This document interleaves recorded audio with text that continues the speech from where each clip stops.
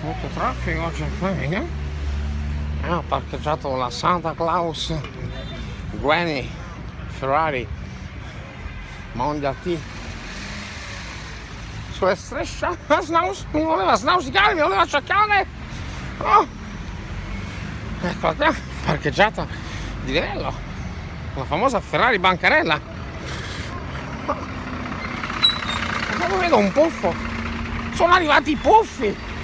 Noi puffi siamo così, io strani ometti qui, che sembrano un pochettino quelli di mamma, ho perso l'aereo, sono venuto con la puffa.